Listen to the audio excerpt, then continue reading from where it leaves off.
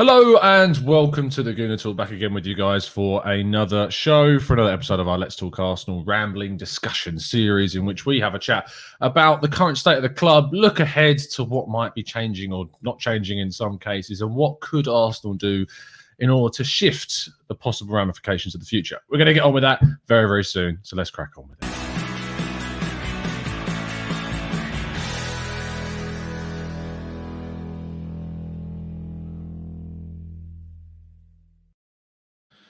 Hello, Andrew, aka Arseblog. How you doing, Matt? You well? I'm good, Tom. How are you?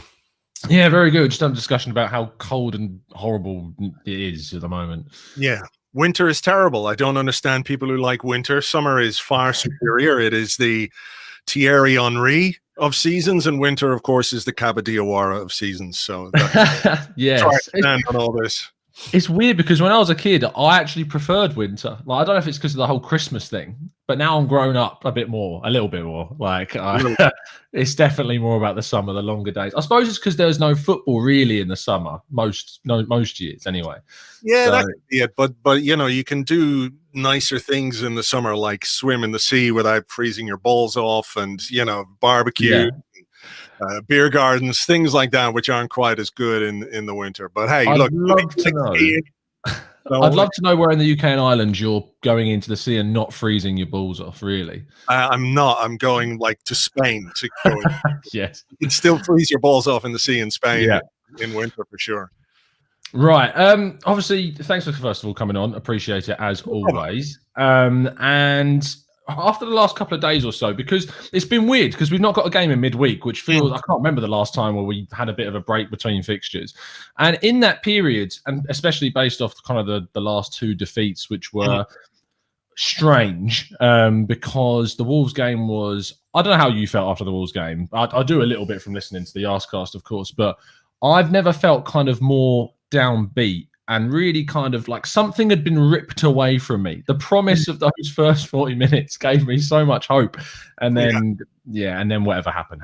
And now we're in a situation whereby we sit in 11th, which when you put 11th and Arsenal together, it doesn't seem like it should be a thing. But over the last few seasons, it's becoming more of a reality. And we're trying to basically, over the last couple of days of the couple of shows that we've done, is break down how realistic it is and what we should really be expecting from this Arsenal team this season, and what kind of the circumstances have allowed us to do this season. So just as a season on the whole, are we one where you kind of expected us to be around? And now that we are here, are there a lot of kind of circumstances for you which mean that this is the case of where we actually are, or are we just underperforming? I think it could be both. I think 11th for Arsenal is not good enough. I think 11th with this squad, however many issues we might all have with it, I don't think is good enough. You can look at some of the results and you can definitely say they're not good enough. Some of the performances this season, not good enough. By the standards that I think, in fairness to Mikel Arteta, he acknowledges that Arsenal are a big club and there are pressures and expectations and hopes and standards that you should have as a football club like Arsenal. So I think on the one hand, yes, there are things and aspects of our season which are not good enough. However, I also think there are some reasons behind that. I think, we need, I can see, I'm not going to tell anyone what they should do or think or anything like that, but I can see why certain things have played out this season and why we're a little bit sort of scrambling to keep our heads above water in some ways, because I think where we are right now isn't just down to what's happened this season and what we've been doing this season and what we did in the transfer window in the last row. I think we are where we are and we're struggling the way we're struggling because of the last number of years. And I think that's a reality that I'm certainly open to. And I think, certain things that have happened are a consequence of the way we have been run as a football club for the last number of years. Which isn't excuses about, losing to Wolves or losing to Burnley or anything like that. But I think if you're stepping back and you're looking at the bigger picture, there's a lot to go on. There is, obviously, whilst I am in 100% agreement that this is a culmination of a lot of years of poor recruitment, poor selling, poor buying, all of that in combination. And I also think a poor appointment with Unai Emery as well for me, which didn't. I don't think it was the right stepping stone after Arsene Wenger, and it's really easy to say that with hindsight, of course. But we've now got a case of a squad that's basically an amalgamation of 3 different coaches, and Arteta has brought in one summer window. Some people would like to say 3 windows. I find the January windows very hard to analyse because of the circumstances that surround them. But you brought in Gabriel and Partey, which is, for me, 2 positions of desperate need that we've needed over the last, say, 10 years, that we've needed someone to make a difference in those positions. And I feel like he has with those signings. But there is a lot of people that would say that because of where we are on the table, he's not doing a good enough job. There aren't enough improvements being made. And there are people that are kind of willing to throw in the towel on Arteta right now. Where do you kind of sit with the expectation of the coach this season, and what would necessarily what would be the degree of success or failure that he would be assessed by come the end of the season? Well, ultimately, he's going to be assessed on where we finish. I think, if you finish outside the European places, I think that's a problem. I'm not saying it's one where I would necessarily give up, because I think we could still see enough progress in what we're doing and how we're reshaping the squad. And I think that's very much what we're doing. When you look at what happened over the last few weeks in terms of players going out, Mustafi, Kolasinac, Ozil. I know there were more in the January window, which I can't remember off the top of my head. Yeah, Socrates, of course. There are various things that we are doing to try and put the squad back into a kind of manageable shape, because when you go into a season, for example, with 8 or 9 centre halves in your squad, that's bad. There's no 2 ways about that. That's just bad squad management, and you have to address certain things like that. So I get if people aren't willing to back a manager. Results are what dictates how people feel about a manager first and foremost. Some people will be able to, step back a bit and see if what he's doing overall gives hope or promise or encouragement for what he might do in the future. There are others who will simply say, look, the results aren't good enough. We don't play good enough football. We need to go in a different direction. Personally, I feel like, there are so many things going on. The end of the Wenger era, post-Wenger, was a disaster, the way it was managed by the club. We don't need to get into the nuts and bolts of it, but, with Gazidis going, and he was supposed to put everything in place, the triumvirate of Gazidis, Sanyehi, and Mislintat fell apart really quickly. I think there are questions as to why Unai Emery was appointed as the head coach. Was he the safety first guy, or was he Raul Sanyehi's guy? And if he was Raul Sanyehi's guy, I think there are other questions we can ask in that circumstance. Sanyehi was summarily let go by the club all of a sudden, which left us in a difficult position in the summer transfer window. Whatever people want to read into that, they can read into that as to why that happened and what the reasons were. And then you have the COVID thing and the finances and all of those things, which have been such a difficult thing for the club and for Arteta to deal with. And I do feel like in the last number of weeks, I mean, there are still things about Arteta that I can't explain. One of them, I can't get any read on that situation. But I feel like, you're looking at him beginning to shape the squad into the kind of shape he wants it in terms of personnel, the formation that we're playing, the kind of football that we're playing. I think, from the Chelsea game onwards has been encouraging. I mean, I think if we were still here, even if we'd won the games and we were playing the kind of crappy football we were playing with that back 3 and everything else, it'd be very difficult to make any kind of case that we're making progress. But I can see that now, and I can see, improvements in Saka. We brought Smith Rowe in. He's exciting. Partey, like you say, has changed the midfield. There are things which are going in the right direction for me. So I'm a little more sanguine about some of the setbacks that we're having, because I do feel like it sounds a really easy or reductive thing to say, but if we could start scoring a few more goals, I think we'd master some of the difficulties that we've had. I think our issue is scoring goals. The easy question, it's an easy question with a difficult answer then, is to say that how do you think that Arteta changes this with, you've got Aubameyang and Lacazette, which is a weird pairing anyway. And I always go back, and it's really easy, I've already said, with the benefit of hindsight, to say that I think Arsenal not necessarily made a mistake by signing Aubameyang, but we signed Lacazette 6 months before Alexis Sanchez left. And we signed him for 50-odd million quid to be our striker for the next 5-6 years, effectively replacing Olivier Giroud, who in himself had effectively replaced Robin van Persie.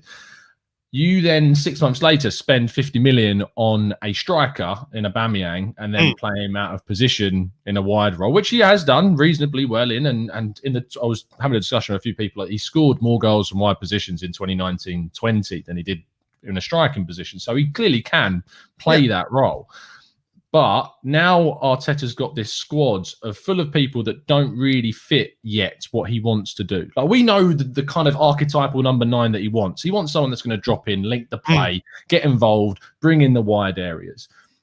So is the excuse, which is what some people would describe it as, of saying he doesn't yet have his players, enough to justify being 11th? Or does he have enough quality in the team to suggest that we should be doing better? I think when you look at the goal scoring record of the team in the Premier League, and you look at some of the players that we've got, I would say it's not good enough for the players that we've got. I'm not saying the players are perfect or the ideal players that he wants, but you know, Aubameyang has got 7 goals this season. Lacazette's just got about 10. Pepe has barely played in Premier League. You know, so we haven't scored enough goals, and I think those players are capable of better. Where I would stand on the striker situation is you know, that goes back to the end of the Wenger era, where we, you know, that's not good squad planning, is it? To buy a striker for 50 million, then buy another one for 55 million. Yeah. 6 months later, however much those two guys get on and are great mates, you know, I think the worry was when Aubameyang first came, was like, this could be really bad, because, you know, Lacazette could be cheesed off, and to be fair to them, the relationship that they've had is great. What I would say right now is that we've got Lacazette heading towards the final year of his contract. I don't think we should be giving him a new contract.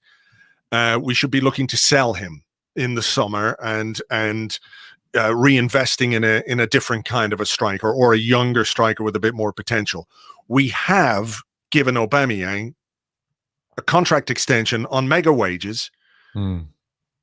And if you're going to put your eggs in one particular striking basket, it makes sense to put it in the guy that you've invested all that money in. So I would be keen to see Aubameyang get a run in the team as striker, simply because that's the investment that we've made. That was the decision that the club made when they were giving Aubameyang a new contract. Was it a case that they sat down and said, yeah, we're going to give you 300 grand a week for the next 3 years to run up and down the left wing as you go into your 30s to mid 30s? That doesn't make any sense. Doesn't make any sense. Do you agree with the contract? Because I remember Elliot on the Arsenal Vision podcast suggested that we'd effectively given him a contract for things that he'd done rather than the things that he was going to do, which I kind of agree with. I can see that. I mean, I think as well, look, I don't know that anybody was really complaining at the time when he signed that contract, were they? Even if we had some concerns, it was like, well, who else is going to score goals for us? And he's had a poor season. He's had a difficult season for many reasons. However, I refuse to believe that he can just drop off a cliff to that extent, based on what we've seen from him in the past. You know, I don't think he's that finished. What I think is foolish is to expect a guy in his early 30s to spend his energy running up and down the wing. And it's not like he doesn't do the job if he's asked to do it. He will. But is it the best way to protect a player's legs when they get to that age? And you've got 3 years left of a contract to go on him. He's a penalty box poacher. He's a striker. His movement and his finishing is what makes him special. And I think we have to perhaps readjust the way that we play as a team to try and get him into the right positions, but also put players around him who can deliver. And if you ask me if Smith Rowe, Saka on one side, Pepe on another side could deliver what Aubameyang needs, I'd be pretty confident that they could. So that's where I am with that. And now that we've got, after Boxing Day a recognised number 10 in Emil Smith-Rowe, and you've brought in Erdegaard as well to come in and to provide that kind of connectivity between the midfield, the defence, and then the forward line. It does make sense for Aubameyang to play. It just feels to me that Arteta is reluctant to do that because he doesn't feel that he can offer what Lacazette will offer with the connectivity of a false nine, I suppose, as opposed to an out-and-out nine. Yeah, I can see that. I mean, they're very different players. They're different styles of players. I think Lacazette is almost best not as a main striker, but as sort of behind the main striker. And I don't mean as a 10. I don't see him as a 10. Yeah, kind of like a second striker, you know. And I think what frustrates me sometimes about Lacazette is just how deep he gets. And maybe it's on orders, you know, that's what he's being asked to do. But I feel like he's probably at his best in the penalty area or certainly on the edge of the area. And it's not to say that he can't contribute. And we've seen some of the link-ups that he's had with Saka and Smith-Rowe has been really excellent. But at the end of the day, if your striker, as we saw against Aston Villa the other day, doesn't have a single shot on goal, you have to think about why that is. Because I also think, as frustrating as the Villa game was, I think we played well. I think we played some nice football on the day. I really do. We couldn't get the goal, and obviously we paid the price for the early mistake. But I think in general, we played some pretty good football. But our striker didn't have a shot. And that's not to be critical of Lacazette per se. I think if you're looking at your team and looking at the threat you offer and the threat you produce, and your striker doesn't have a single shot, you have to try and figure out why that is. So I do think that I think James wrote a piece in The Athletic during the week, which basically said that the two strikers that Arteta has, neither of them really fit what exactly he wants from a striker. But the one that we've made the investment in is the captain, and we made a big investment of time and money in him. And I think it's incumbent on us as a club that has, in many ways, over the last couple of years, wasted huge amounts of resources, you know, in transfer fees and wages and players that aren't playing and players, you know, that haven't played for us yet. And we've spent big transfer fees on players who haven't even pulled on the shirt for the first team yet. We cannot keep wasting our resources in the way that we have. So I think there's maybe a little bit of pressure on Arteta to get more out of Aubameyang. And I'm not sure it's right to expect him to keep doing it from the left-hand side. No, I think that you sum it up well with the players that we've got in wide areas that can be creative, the Sakas and now with Emil Smith-Rowe, that you could create the opportunities that Aubameyang would thrive on. And I think Saka does really well at going to the byline and cutting it back, and so does Smith-Rowe at times when he gets to the byline, cuts it back. And Pepe on the left-hand side, being more naturally left-footed, can also cut the ball back on that left foot. So those opportunities are the types that Aubameyang thrives on. Yes, he likes playing off the shoulder and being played in behind, but in the Premier League, you're not really going to get too many of those opportunities. And it is going to be about creating those incisive passes and the intricate bits of play to create the opportunities for him. And I do feel that we have the players to do that. It's just, I'm not sure I have the faith that Arteta will move Lacazette over for him. Well, it'd be interesting next season, obviously, with what goes on with Lacazette and with 1 year left, how they manage that deal with Nketiah with 1 year. Because Nketiah is a really odd one, because with him having 1 year left on his deal and the Balogun situation, which could be a podcast in itself talking about him, but if they renew Nketiah, they're effectively saying that Nketiah is going to be a senior striker for the next 3 to 4 seasons, because he's 21, 22. So a 3 to 4 year extension, which is pretty natural for 1 year left on your deal at that age. If they do renew him, they're effectively saying they're not going to sign a striker. They're going to invest in Nketiah, which I believe would be an error. Yeah, I'm a little bit torn. I mean, they could give him a deal in order to protect his value. His value. But again, it depends what Eddie wants. You know, he's in a position now with 12 months left on his deal. Is he going to be the main striker for Arsenal? I think it's very hard to see that ever playing out, to be honest. I think, you know, he is I think in around the box he's a good player. I just don't think he gives you enough overall in terms of all-round play to build your team around, or to be the number 9 in a team like this. So it is a difficult one. You know, the Lacazette one, we can't keep giving deals to 30+ players. We just can't do it. We've done it too often, and it's difficult. So yeah, they've got some planning to do. They've got some work to do in terms of, you know, how they reassess the striking position. I suppose somebody we haven't really mentioned is Gabriel Martinelli, who, although he's played a lot on the left-hand side for us, a lot of people see the potential for him to be a striker, you know, to be that leading guy. And I think when you look at the movement he has, and you look at the pace, and you look at the sort of physicality he can bring to that area of the pitch as well, that wouldn't be something I'd be averse to if we go into next season with Martinelli as one of the striking options. But, you know, it remains to be seen how exactly Arteta views him and where his final position is going to be. Yeah, he's a really kind of enigmatic player because he has performed for Emery in the Europa League at that kind of striking role, and the fact he scored a couple of headers instantly meant that people are going to associate him with having this amazing aerial ability. I'm not saying that he doesn't. I'm just saying that in that small kind of case studies that we had of him, he scored a couple of headers, and I don't necessarily think that he was the right guy to come on instead of Willian for Partey. I would have probably moved towards a Ceballos over, because you're replacing a centre midfielder with a centre mid that can create arguably more than what Partey do between the lines anyway. Yeah.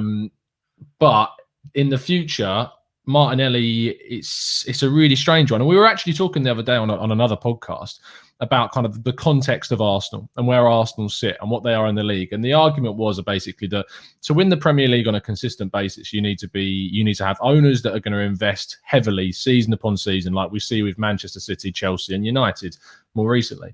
You have clubs like Liverpool who have to recruit and sell exceptionally well to be in and amongst them. And then now and again, they can have a title push like they did under Brendan Rodgers and like they did last season under Jurgen Klopp and the season prior to that. But they can't sustain that year on year because they don't have the same investment that the likes of City and Chelsea do. Chelsea, unfortunately for them, have recruited quite poorly over certain periods recently, which has meant they've then dropped and appointed poorly, arguably, with Frank Lampard as well. But Arsenal are in a situation whereby we have spent a lot of money. It's just been spent very poorly. And as you said, we've also wasted a lot of resources at the club. Arsenal are in that. I think Arsenal are in the same bracket as Liverpool in terms of what the kind of the vision needs to be in terms of recruiting well, selling well, aiming to be in the top four. And then now and again, when all of the kind of the cards align and the clouds part, you can push maybe for a title, a one-off every 5 years or so. And you need a lot of luck in terms of injuries as well. So that's where I'm at. And that's where I see kind of the end of the process for Arteta if it comes to fruition, is Arsenal then become a side that can compete regularly in the top four and for a top four spot, because the Premier League is much more competitive than it was 10 years ago. But it's going to take still consistent spending of a lower level to Chelsea and Manchester City, but of recruiting really well. And that's the hope that I get from Arteta, is from the last couple of windows, obviously the last summer window that we had from him, bringing in Gabriel and Partey, as I mentioned, Edu being around when we brought in Kieran Tierney and I know he wasn't involved in the Martinelli signing, but him like being there and seeing that the effectiveness of a signing like that. There's always going to be a couple of mistakes. In 2019, we had David Luiz, and in 2020, we've had Willian. And they're the kind of two signings I look at. It's never going to be perfect, but there are signs for me that we're moving in the right direction with our recruitment of late. Yeah, I mean, I think we have, been particularly wasteful with our transfer funds in the last few years. Some of the deals have been poor. Some of them, like you say, have been very good. Martinelli, great, we love him. Tierney, great, we love him. Leno, fantastic, one of the best keepers in the Premier League. We got to give credit to that signing as well, even if apparently it cost us a few more quid than it should have, but that's neither here nor there. I think Partey obviously is fantastic. Gabriel, potential. I'm always a bit cautious with central defenders because we've had such trauma in that position down the years that whenever we see anything new, we pour all our hopes into that guy and we go, "This is it." Mustafi was great at one point. Listen, Mustafi, I remember very clearly. didn't lose or wasn't on the losing side for about 19, 20 games. And everyone was going, this guy's really good. And then over time, you know, you discover that, okay, he's actually not that good at all. So, you know, with Gabriel, I'm just a little bit not on the fence, but, you know, I'm just being a little bit cautious. But I can see, you know, in terms of the profile of the player, we're bringing in a young 22-year-old defender who's got time to develop and mature. We're not bringing in a 31-year-old, 32-year-old, you know, a Louise type, who I know is a bit of an emergency, but like that was an emergency we brought on ourselves because we made an absolute bollocks of the Lauren Koscielny situation. You know, that was a situation that we handled as a club really badly. We basically drove him mental to the point where he went on strike. This was the captain of the club who had given us 9 years of solid 100% commitment. And as a club, we drove him bonkers to the point where he refused to go on a tour. You know, so you've got to look at the way things have been managed and why certain deals have happened. So, yeah, I think it's important. You know, and I think one of the things that we have to be super careful of now is how we do deals and who we recruit and what are the profiles and the ages of the players that we bring in. You know, we've got to be smart, which is why, you know, I would have liked to have seen a left back come in January. I think we're a bit short in that position, but I would rather keep our powder dry for the right player than spend out of desperation, because I feel like we've done that a bit too often, and it leaves you in a position where you find it very difficult to move those players on if they're not a success, you know? Yeah, and we have spent poorly way too often, and hopefully the summer window is arguably Arsenal's most important of the last, I can't even remember how long, but it's an exceptionally important window to build upon what we've already done. And if we fail to do that, or we fail to move on the right players, and I feel like if we keep Lacazette for one more year, that could be an error in itself. If we don't maybe get some more, I know you're a big fan of Bellerin, maybe as a person, as a player, I have a few more questions. I backed him for so much of this season, and then consistent kind of underwhelming performances have made me reel a bit. I'm not suggesting that Cedric needs to be a starting right back. He's clearly very much a backup in terms of what he gives, but if we're going to try and get upgrades in certain areas with how good defensively we have been, I identify that right back area as kind of the weaker link between Holding, Gabriel and Tierney. I like what Holding's given us. I think he's been consistent this season. I think the 2 poor games he's had, ironically, have come against Aston Villa twice. Yeah. And around that, he's been very consistent for us, and signing a new contract was great. But that right-hand side, I think if we were able to add kind of a similar level of quality to what we've got on the left-hand side with Tierney and how consistent he is, hopefully with a few less injuries, then that area is as well kind of a priority in the summer. Yeah, I mean, like I like what Holding has done, but I do think in some ways he's a defender that kind of suits a team that is under the cosh a bit. You know what I mean? I think he's a good backs to the wall defender. I like how solid he is in the air. I think he defends his penalty box really well. Aerially, he wins a lot of challenges.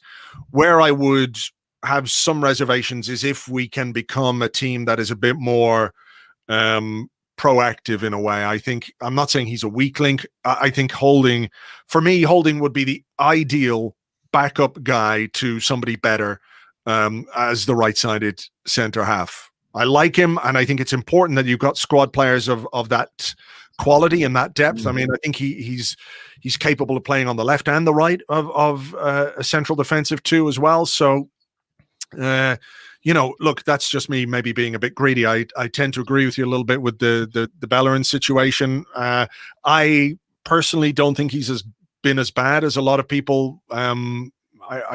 I think he frustrates a lot of people more than he frustrates me. I think he's being asked to play in a particular way by Mikel Arteta.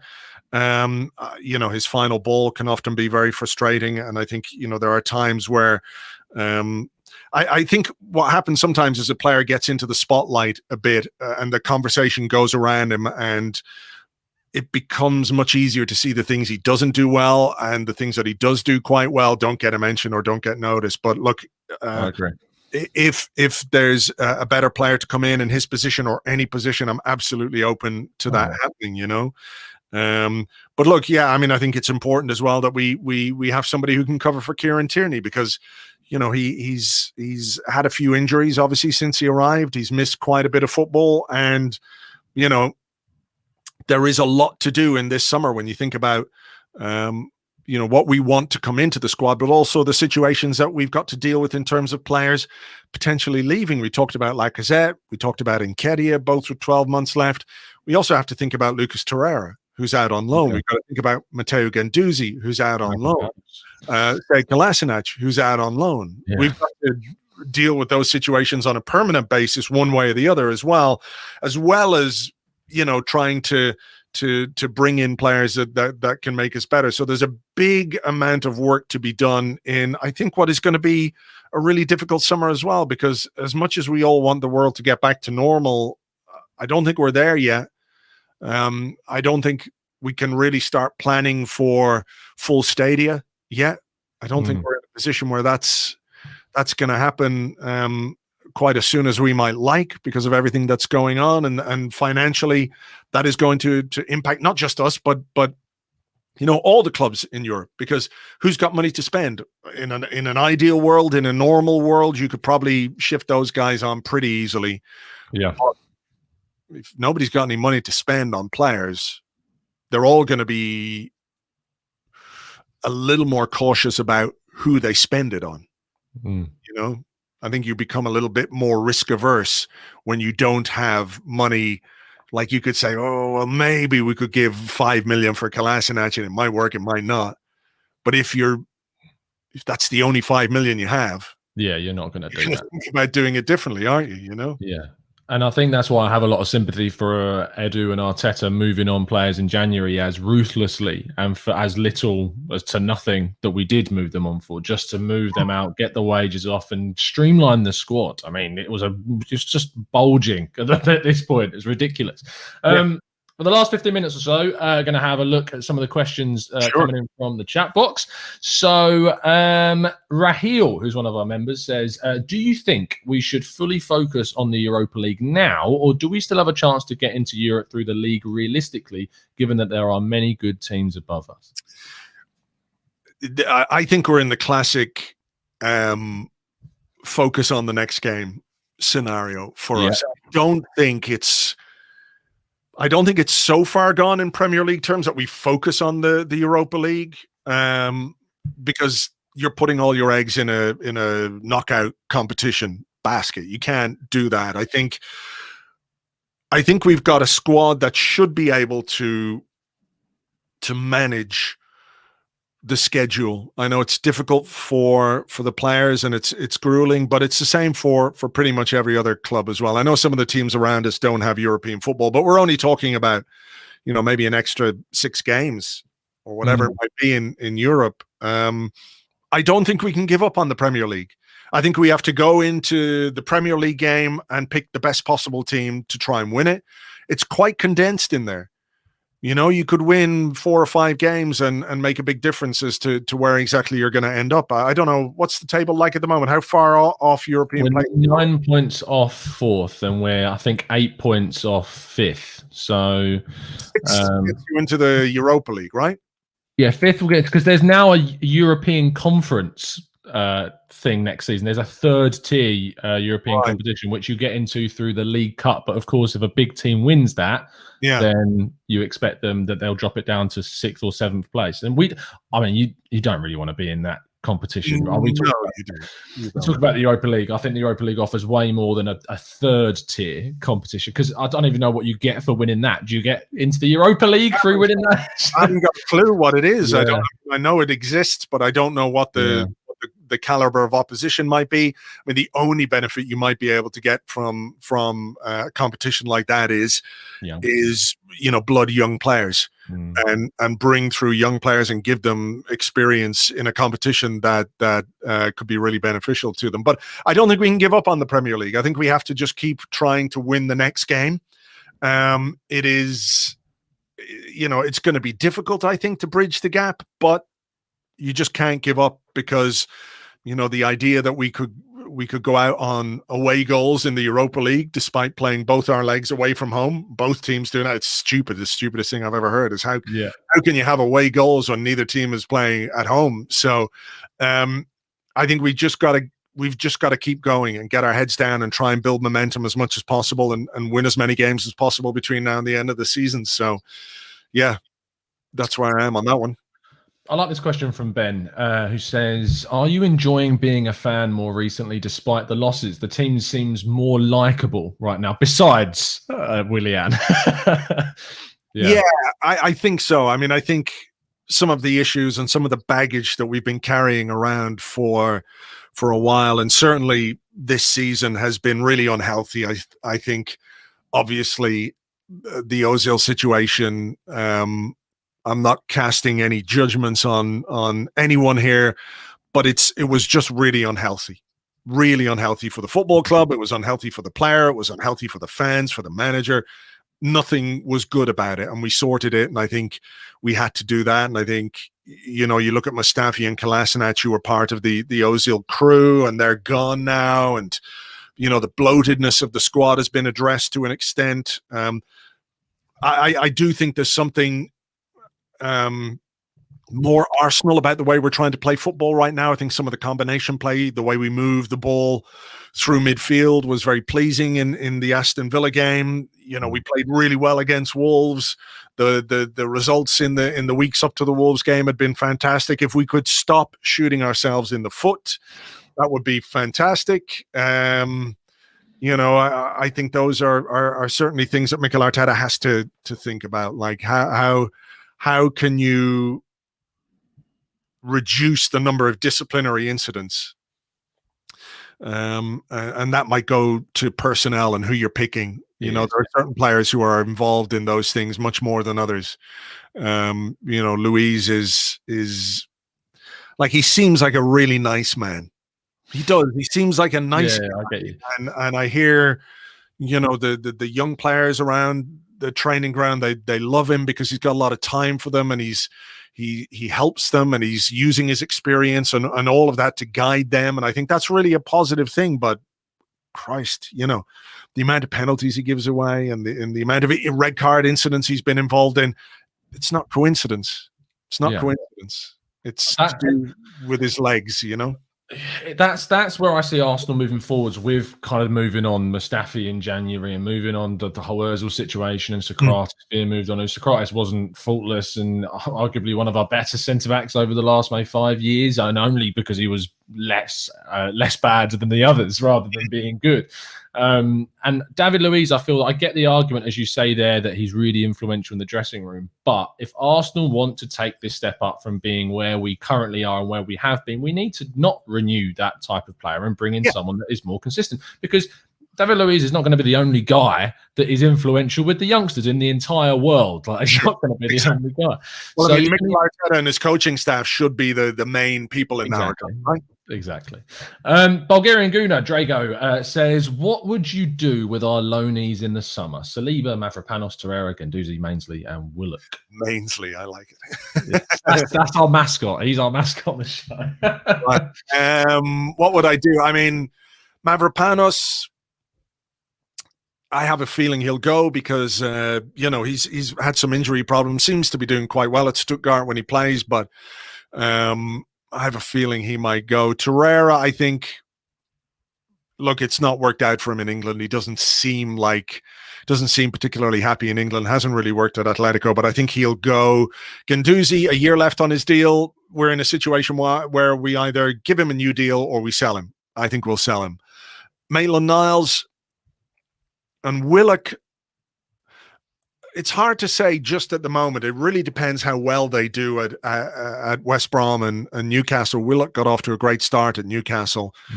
If Joe Willock goes to Newcastle and plays, 10, 12, 15 games, whatever it might be, and really gets some good Premier League experience under his belt, could be a decent central midfield option for us. Not the starter, but certainly as part of the squad. Maitland-Niles, it seems to me like he wants to play central midfield, and I don't think he's going to get that at Arsenal. So I'd have a little less hope about what's going to happen with him, because there've just been so many question marks about him in the last year. Like, he was on the verge of leaving in the summer and then he didn't, and now he's gone in the January window. My suspicion is he'll go in the summer. As for Saliba, I really have no idea what exactly is going to happen there.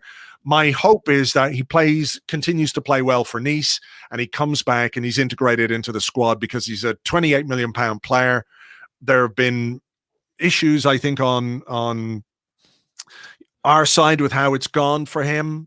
But again, when we come back to wasting resources, we can't at least not try and make that work. That's a huge investment that we made in a young player. For me, the mistake this season wasn't so much sending him on loan. It was not sending him on loan in the first window. Yeah. We wouldn't be talking, there wouldn't be all this scandal. And I mean, it struck me the other day that there's so much angst and anger about Saliba, and I understand like the frustration over it, but Saliba and Balogun, two young players who barely played for us, have caused so much conversation this season, because I think we see them as the future, or certainly potential hopes for the future. Yeah. I really hope he does well at Nice. He seems to have started very well there. If you were to say what kind of a player do Arsenal need to bring in this summer in terms of central defender, young potential, look at the size of him. He's physically perfect for what you need from a modern center half. He's quick, he's strong. Agile. He ticks all of those boxes, and we have him. He's our player. So let's make it work. I think there might be the need to kind of wipe the slate clean a little in terms of what's happened, but I'm hopeful that he can be part of the squad next season. Goose 1066 says, if Lacazette does go, what striker would you be looking to kind of bring, which I know forces pressure on a name, but what kind of striker, if anything? What kind of a striker? That's a really good question. I think the guy at Celtic seems to be Edouard. Yeah, seems to be somebody who's been constantly linked with us. I don't know. I can't sit here and give you a name exactly, to be honest, because I don't know what's within our reach, what's within our budget. But I'd be looking for somebody in their sort of early to mid 20s who can really kick on in terms of their career. Not a late stage guy. We've already got that in Aubameyang. We've got the young guy in Martinelli. So somebody maybe in between with a bit of experience who's ready to make a step up.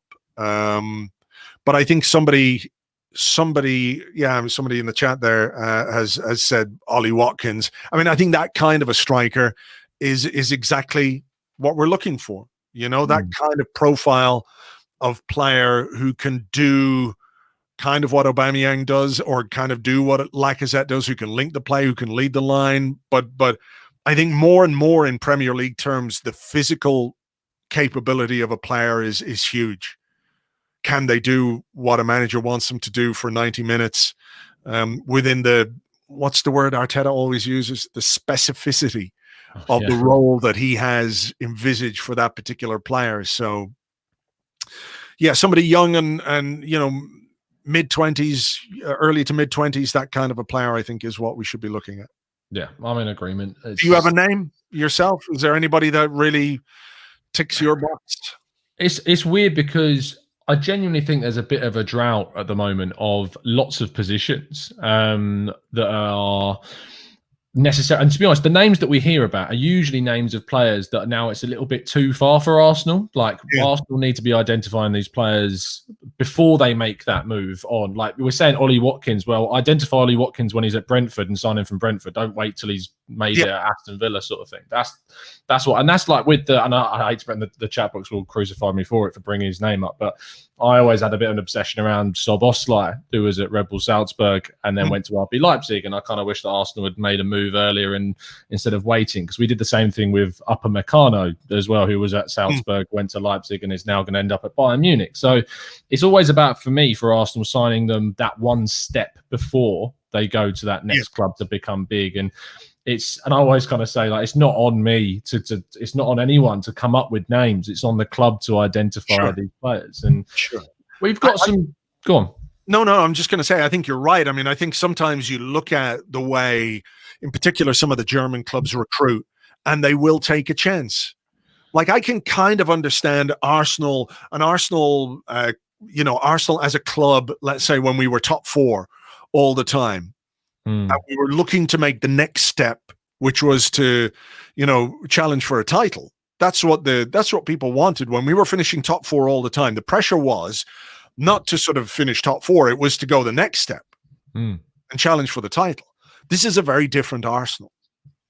I'm not saying we shouldn't have expectations of being a team that can challenge for the title, but are we there yet? Nowhere. We're nowhere close to being that team. So maybe you can be take a little more of a risk with your recruitment. You don't have to buy somebody who is necessarily going to be the difference between 4th and 1st. Whereas you could get somebody who could definitely be the difference between 10th and 5th. Yeah. And then develop into the kind of player who could help push you on further. You know what I mean? So because like Liverpool with Andrew Robertson, that type of signing, like that's for me the perfect example. Yeah, look down the leagues. Look, where did one of Liverpool's best players come from? Southampton. Yeah. Look down the leagues and look into the Championship. There are good players in there who can really make a difference, particularly when your budget is limited. Yeah. Yeah, I can't disagree with any of it. It makes complete sense for us, and we haven't done it. I mean, when you look at the kind of the players that we have signed from within England, they've not been starters really. We've signed Cedric from Southampton, we've signed Danny Welbeck from Manchester United, and we've signed a glut of Chelsea kind of 30+ players. Yeah. So it's not really been. A lot of people are like Doug saying Basuma. I'd love if we went out and signed someone like Basuma in centre midfield. And it's great case to be made, and the guy at Fulham whose name escapes me, Anguissa. I'm not saying he's exactly the right player, but these are the kind of players that we should be looking at very closely, because they're doing it in the Premier League for teams ostensibly worse than we are. So why couldn't they come in and do it at an Arsenal side, which could put more quality around them, and with a coach who could potentially get more out of them as well. So, Clive, you can go do one in the chat. Clive. That's going to bring it up to the end of the show. So, thank you. It was a shame we had to end on Clive, but he pops in and out. Troublemaker, that guy. Thank you ever so much, Andrew, for taking the time this morning. Do you want to tell people, I know that you shouldn't have to by now, but do you want to tell people where they can find you and what you're going to be up to? Not personally, just on the personally. No, I won't give you my life story. Just find us at Arseblog, doing all the news and the podcasts and everything else. So it's all there. People can dip in and out as they please. That's it. The usual places. Nothing new or exciting. No, not starting up your own streaming service yet. Not quite yet. Not quite yet. I'm working behind the scenes on that one, so I'll keep people up to date. Awesome. We will see you again tomorrow for the next show, and keep it real, keep it Arsenal, keep it the Gooner Talk, and make sure you give us a follow and subscribe and like if you've enjoyed the show. We'll see you again very, very soon, and as always, up the Arsenal.